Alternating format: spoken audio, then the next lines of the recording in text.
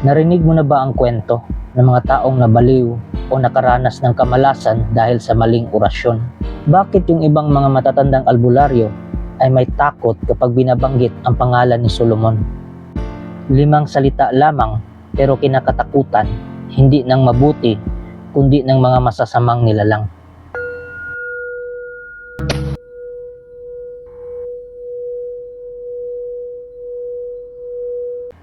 Greetings mga migs! Welcome back sa Buhay Salita TV. So ngayon pag-uusapan natin ay kung bakit sinabi ng iba na mapanganib daw ang Sator o Sator ni Solomon kasi marami daw nabaliw.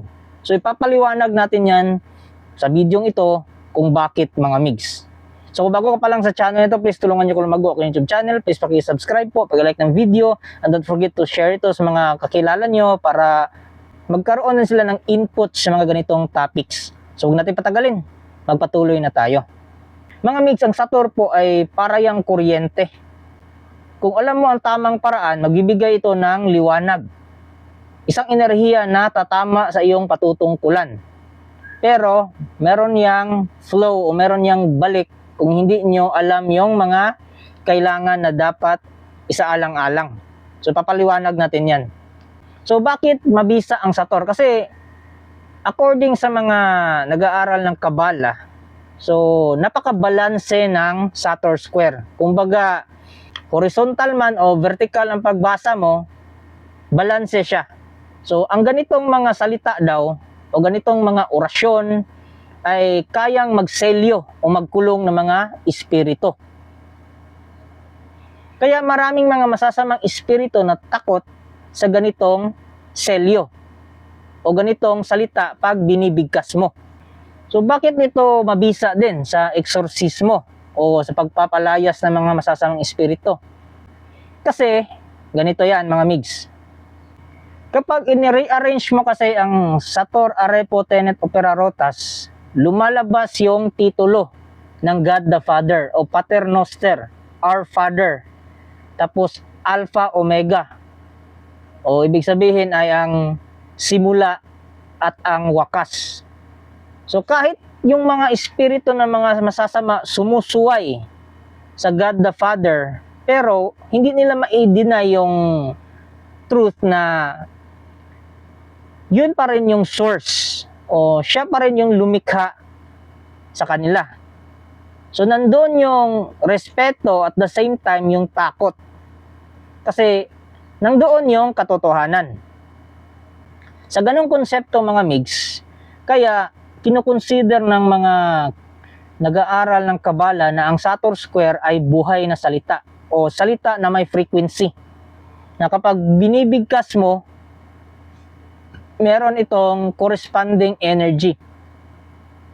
So bakit napanganib yung Sator? Kasi ang Sator ay parang espada na dalawa yung talim. Pwede depensa, pwede opensa, pero pwedeng makatama sa iyo pabalik. Bakit tatama sa iyo pabalik yung Sator? Bakit maraming nabaliw?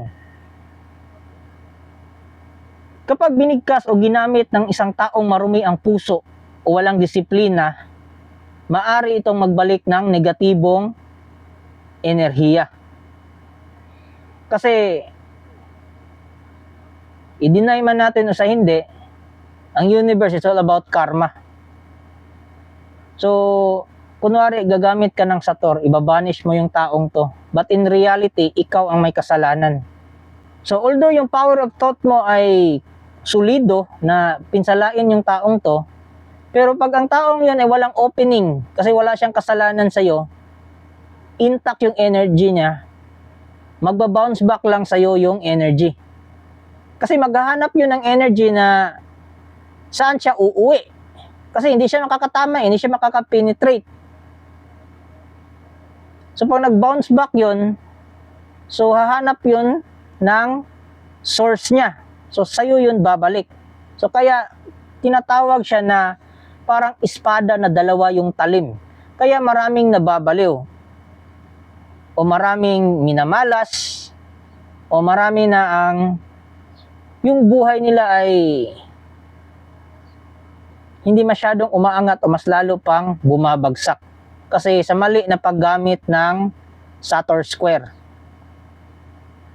And aside from that mga migs, kaya nababaliw yung tao, it's because of psychological effect na kahit ilang araw pa lang silang nagdidibusyon, so parang may ililing na iniisip nila na meron kuno silang kapangyarihan. Kumbaga dinadaya nila yung sarili nila. At dahil sa ganun na para mong dinadaya yung sarili mo, magkakaroon ka ng obsession na meron kang kapangyarihan. So yung obsession na yun, pwede yung sakyan ng demonyo o tinatawag natin na demonic obsession. So maaring gagamit ng konting kapangyarihan yung demons or bad spirits o ano man yung entity na yan para mapaniwala ka na meron kang power. At later on, i-feed yun ng demon. Kasi maghahanap yun ng opening sa'yo para pinsalain ka or higupin yung energy mo. Kaya mag-ingat kayo sa paggamit ng sator o kung nagdidibusyon kayo ng sator, be realistic. So tingnan nyo sa mga sarili nyo kung may kapangyarihan ba ko, wala. Pag wala, tanggapin nyo.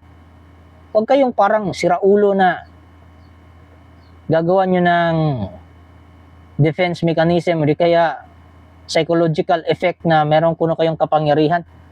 At pagdating naman sa Pinoy occult mga migs, nagkakaroon ng problema pagdating sa sator. It's because pinipilit talaga nila na yung lahat ng letra ng sator ay lagyan ng basag o meaning o titulo o pangalan ng Diyos.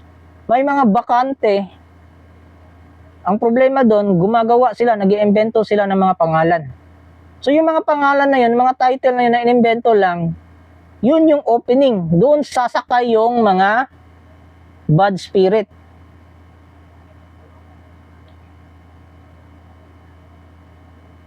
So kung gagamit kayo ng sator mga migs, much better yung sator ni Solomon. It's because bawat basag ng letra may kahulugan.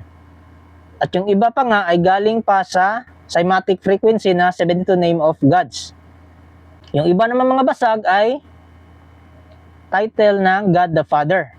Kasi yung God the Father kasi sa haba ba naman ng panahon, ilang libong panahon na yung nakaraan. So sa bawat kultura, lugar o komunidad ng mga tao, nagkakaroon siya ng bansag.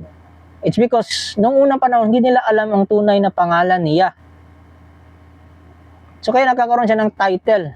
So God the Father, diba? The Creator, ganon. At sa bawat kultura, bawat nasyon ay meron yung lingwahe o iba't ibang pagbigkas. Kaya nagkakaroon siya ng iba't ibang titulo. Ang problema sa Pinoy occult ay para lang ma-fill in yung mga bakante na letra, nag-iimbento sila ng pangalan kuno ng Diyos. Kaya ang resulta, maaring sakyan siya ng mga bad spirit or evil entities. At yung mga entity na yon ay magiging ma-impluwensya na sa inyong buhay. Instead na yung God the Father ay may plano sa buhay nyo, yung mga entity na yon ang magti-take over. At maliligaw ka na ng landas.